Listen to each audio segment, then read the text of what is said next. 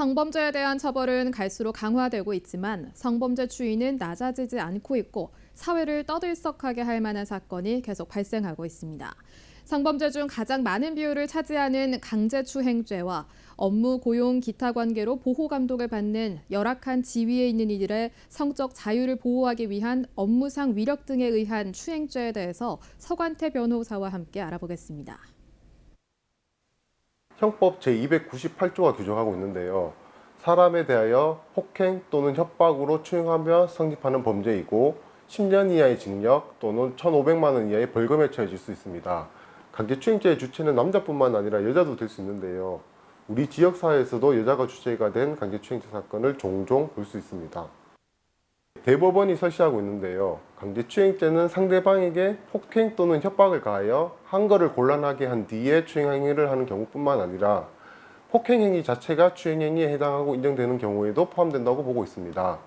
이 경우에 있어서의 폭행은 반드시 상대방의 의사를 억압할 정도를 요하지 않고 상대방의 의사에 반하는 유형력 행사가 있는 이상 그 힘의 대소강약을 불문한다고 판시하고 있습니다. 피해자와 부르스를 추면서 피해자의 특정 부위를 만진 행위가 있었는데요. 이 경우에는 폭행, 협박을 가하여 추행한 경우는 아니지만 특정 부위를 만진 행위 자체가 추행행위라고 인정되어 강제추행죄로 성립한 사례가 있었습니다. 두 번째로 러브샷에 의한 방법으로 술을 마시게 한 행위가 있었는데요. 이 경우에는 협박에 의한 강제추행죄로 인정된 사례가 있었습니다. 판단 기준은 객관적으로 일반인에게 성적 수치심이나 혐오감을 일으키게 하고 선량한 성적 도덕관념에 반하는 행위로서 피해자의 성적 자유를 침해하는지 여부가 추행의 판단 기준이 됩니다. 대표적인 범죄가 업무상 위력 등에 의한 추행죄인데요. 성폭력 범죄의 처벌 등에 관한 특례법 제10조 제1항이 규정하고 있고 업무, 고용이나 그 밖의 관계로 인하여 자기의 보호, 감독을 받는 사람에 대하여 위계 또는 위력으로 추행한 사람은 3년 이하의 징역 또는 1,000만 원 이하의 벌금에 처하도록 규정하고 있습니다.